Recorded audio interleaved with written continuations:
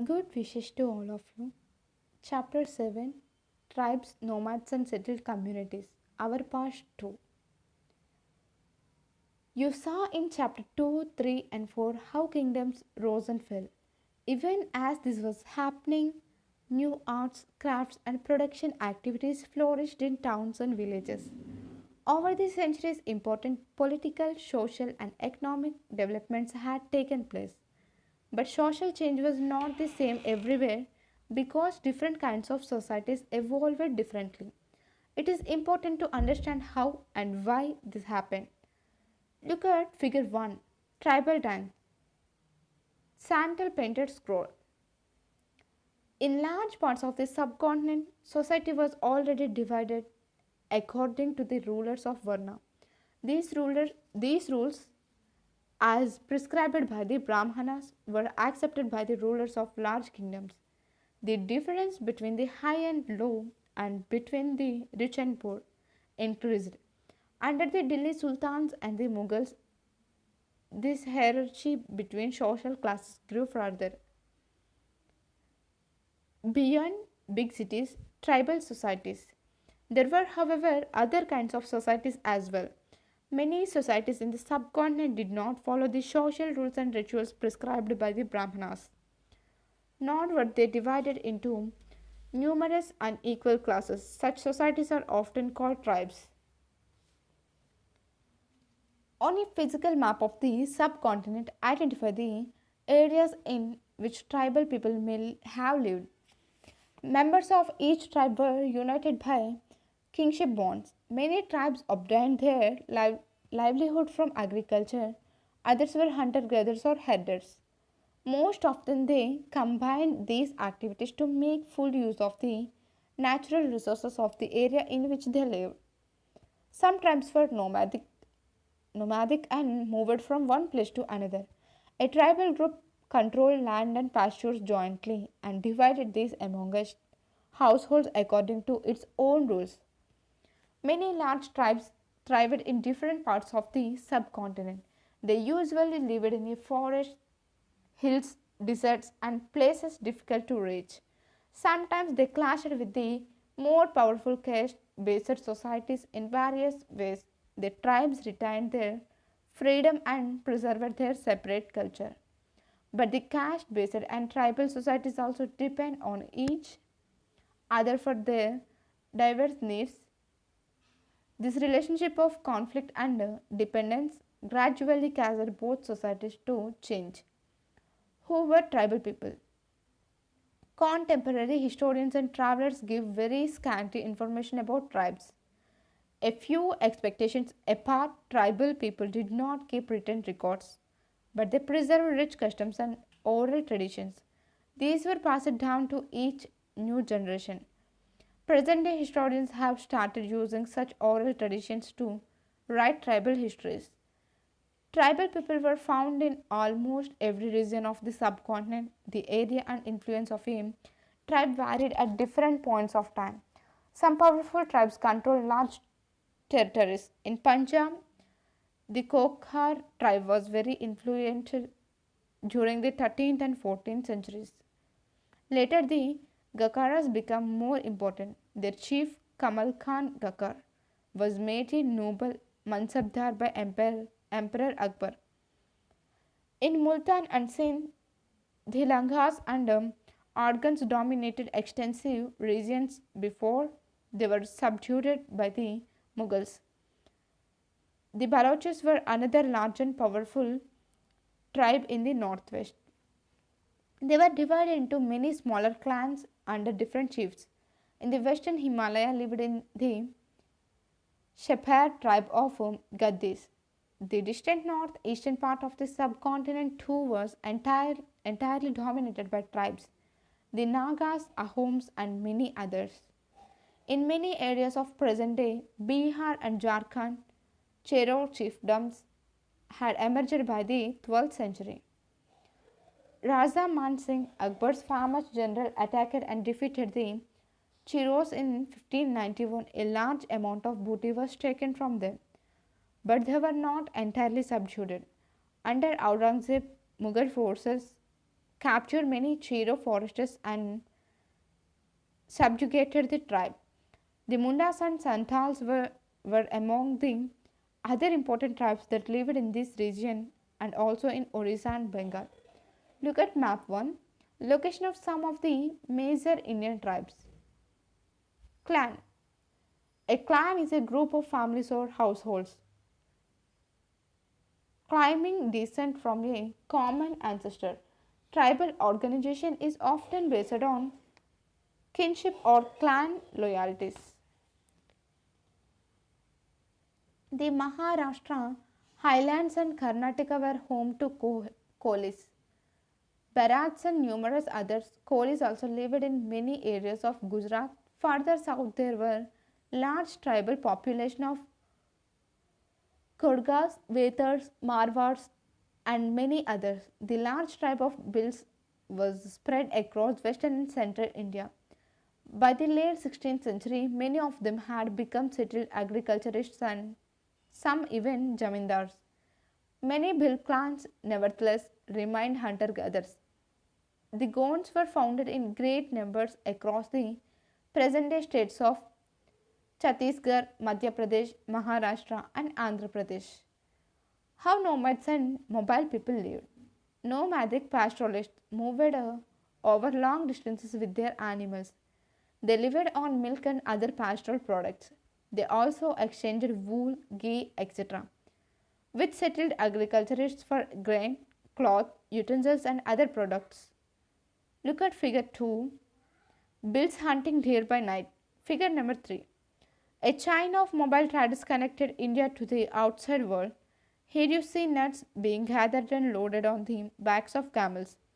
Central Asian traders brought such goods to India and the Banjaras and other traders carried these to local markets. They bought and sold these goods as they moved from one place to another, transporting them on their animals. The Banjaras were the most important trader nomads. Their caravan was called a Thanda. Sultan Alauddin Khilji, chapter 3, used the Banjaras to transport grain to the city markets. Emperor Jahangir wrote in his memoirs that the Banjaras carried grain on their bullocks from different areas and sold it in towns. They transported food grain for the Mughal army during military campaigns. With a large army, there could be 1 lakh bullocks carrying grain.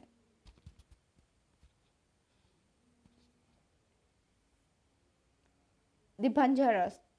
Peter Mundy, an English trader who came to India during the early 17th century, has described the Banjaras. In the morning, we met a tanda of Banjaras with 14,000 oxen. They were all laden with grains such as wheat and rice. These Banjaras carry their household wives and children along with them. One tanda consists of many families. Their way of life is similar to that of caddies who continuously travel from place to place. They own their oxen. They are sometimes hired by merchants, but most commonly they are themselves merchants. They buy grain where it is cheaply available and carry it to places where it is dearer. From there, they again reload their oxen with anything that can be profitable sold in other places. In a thanda, there may be as many as 6 or 700 persons. They do not travel more than 6 or 7 miles a day. The two in the cool weather. After unloading their oxen, they turn them free to graze as there is enough land here and no one there to forbid him. Find out how grain is transported from villages to cities at present. In what ways is this similar to or different from the ways in which the Banjaras function? Nomads and internet groups. Nomads are wandering people. Many of them are pastoralists who roam from one pasture to another with their flocks and herds. Similarly, itinerant groups such as craft persons, peddlers, and entertainers travel from place to place practicing their different occupations. Both nomads and Itinerant groups often visit the same place every year. Look at figure 4, bronze crocodile, Kuthiakonda tribe, Odisha. Many pastoral tribes reared and sold animals such as cattle and horses to the prosperous people. Different castes of petty peddlers also traveled from village to village. They made and sold wares such as ropes, reeds, straw matting, and cord sacks. Sometimes mendicants acted as wandering merchants. There were castes of entertainers who performed in different towns and villages for their livelihood. Changing society, new castes and hierarchies. As the economy and the needs of society grew, people with new skills were required. Smaller castes or jatis emerged within Varnas. For example, new castes appeared amongst the Brahmanas. On the other hand, many tribes and social groups were taken into caste based society and given the status of jati. Specialized artisans, smiths, carpenters, and mansur were also recognized as separate jatis by the Brahmanas. Jatis rather than Varna become the basis for organizing society. Deliberation on Jati. A 12th century inscription from Uyakonda Udayar in Tiruchirappalli Taluka in present day Tamil Nadu describes the deliberation in a Sabha, chapter 2 of Brahmanas. They deliberated on the status of a group known as Rathakaras, literally chariot makers. They laid down their occupations, which were to include architect building coaches and chariots, erecting gateways for temples with images in them, preparing wooden equipment used to perform sacrifices, buildings, mandapas, making jewels for the king. Among the Kshatriyas, new Rajput clans became powerful by the 11th and 12th centuries. They belonged to different lineages such as Hunas, Chandelas, Chalukyas, and others. Some of these too had been tribes earlier. Many of these clans came to be regarded as Rajputs. They gradually replaced the older rulers, especially in agriculture areas. Here, a developed society was emerging, and rulers used their wealth to create powerful states. The rise of Rajput clans to the position of ruler set an example for the tribal people to follow. Gradually, with the support of the Brahmanas, many tribes became part of the caste system, but only the leading tribal family could join the ruling class. A large majority joined the lower jatis of caste society. On the other hand, many dominant tribes of Punjab, Sindh, and the northwest frontier had adopted Islam quite early. They continued to reject the caste system, the unequal social order prescribed by Orthodox Hinduism was now not widely accepted in these areas. The emergence of states is closely related to social change among us tribal people. Two examples of this important part of our history are described below. A closer look, the Gonds. The Gonds lived in a vast forested region called Gondwana or a country inhabited by Gonds. They practiced shifting cultivation. The large Gond tribe was further divided into many smaller clans. Each clan has had its own Raja or Rai. About the time that the power of the Delhi Sultans was declining, a few large Gond kingdoms were beginning to dominate the smaller Gond chiefs. The Akbar Nama, a history of Akbar's region, mentioned the Gond kingdom of Garha Katanga that had 70,000 villages. Figure 5. A Gond woman. Shifting cultivation. Trees and bushes in a forest area are first cut and burned. The crop is sown in the ashes. When this land loses its fertility, another plot of land is cleared and planted in the same way.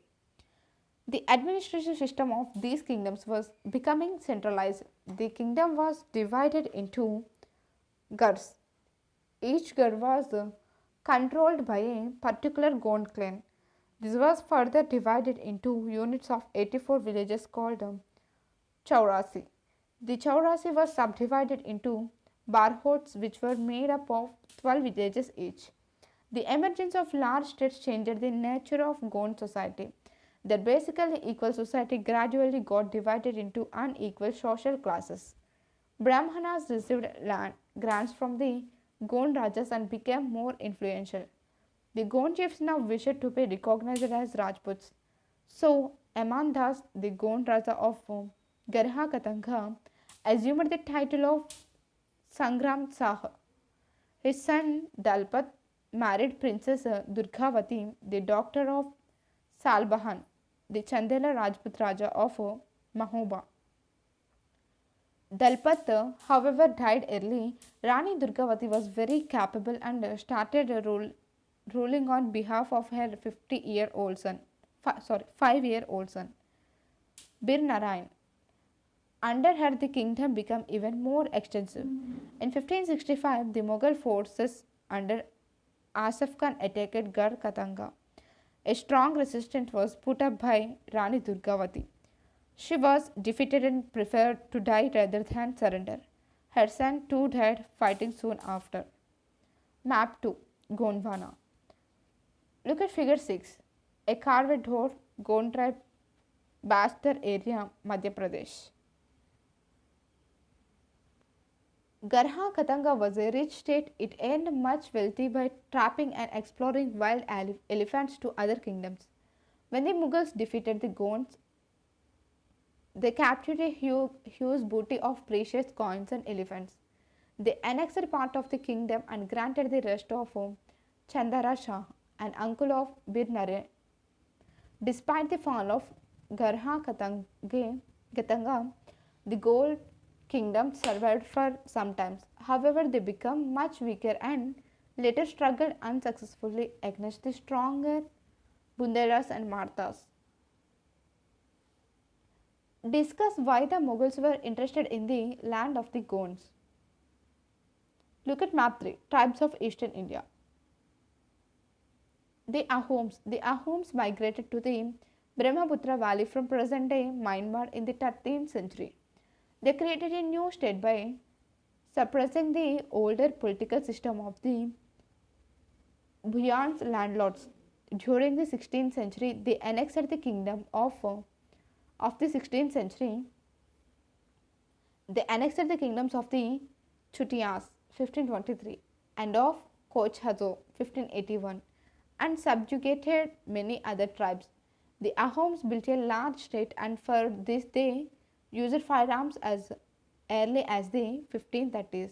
By the 1660s, they could even make high quality gunpowder and cannons. However, the Ahoms faced many invasions from the southwest. In 1662, the Mughals under Mir Jumla attacked the Ahom kingdom. Despite their brave defense, the Ahoms were defeated, but direct Mughal control over the region could not last long. The Ahom state depended upon forced labor. Those forced to work for the state were called pikes. A census of the population was taken. Each village had to send a number of pikes by rotation. People from heavily populated areas were shifted to less populated places. Look at figure 7. Ear ornaments, Kaboi Naga tribe, Manipur. Why do you think the Mughals tried to conquer the land of the Ahoms? Ahoms clans were thus broken up. By the first half of the 17th century, the administrative became quite centralized.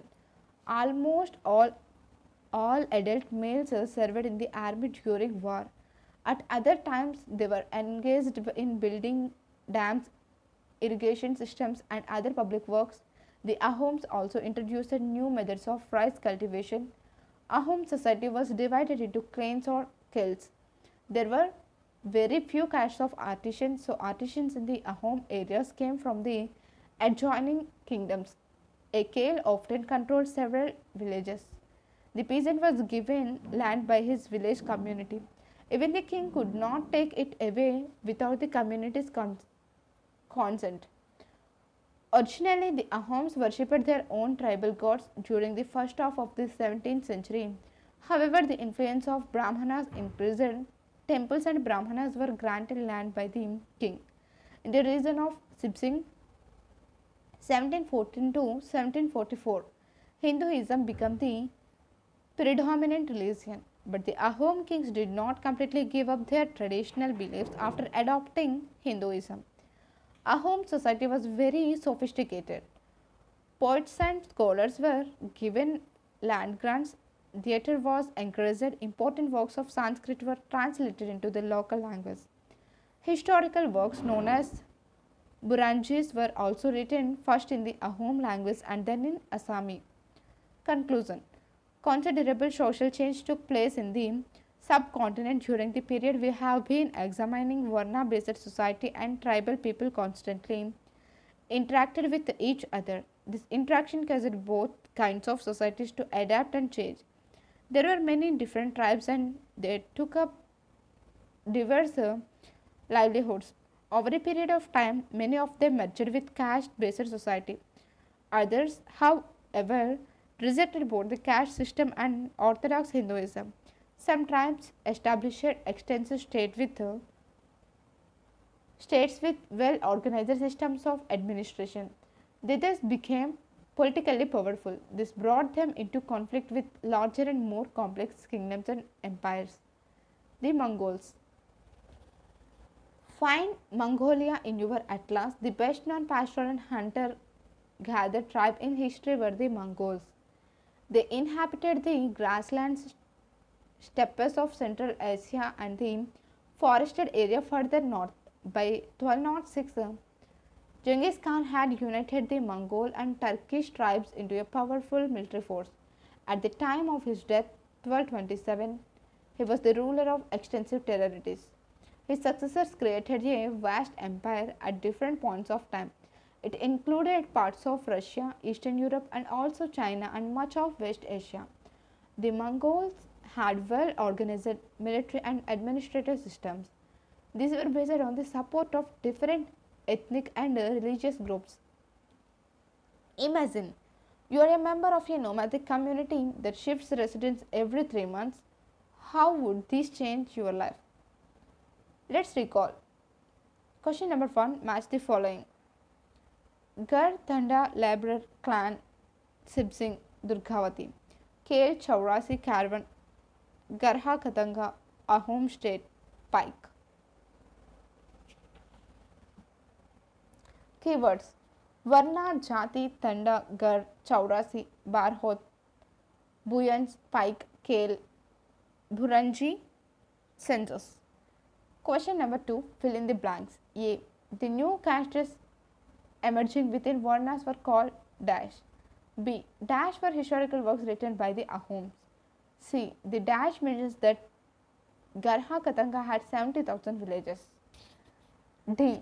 As tribal states become bigger and stronger, they gave land grants to dash and dash. Question number 3, state true whether true or false. A. Tribal societies had rich oral traditions. B. There were no tribal communities in the western part of the subcontinent. C. The Chaurasi in Gond states contained several cities. D. The Bills lived in the northeastern part of the subcontinent. Question number 4. What kinds of exchanges took place between nomadic pastoralists and settled agriculturists? Let's understand. Question number 5. How was the administration of the Ahom state organized? Question number 6. What changes took place in Varna based society? Question number 7. How did tribal societies change after being organized into a state? Let's discuss. Question number 8. Were the Banjaras important for the economy? Question number 9. In what ways was the history of the Gonds different from that of the Ahoms? Were there any similarities? Let's do. Question number 10. Plot the location of the tribes mentioned in this chapter on a map. For any two, discuss whether their mode of livelihood was situated in the geography and the environment of the area where they lived. Question number 11. Find out about present day government policies towards tribal population and organize a discussion about this. Question number 12. Find out more about present-day nomadic pastoral group in the subcontinent. What animals do they keep? Which are the areas frequented by these groups? Thank you.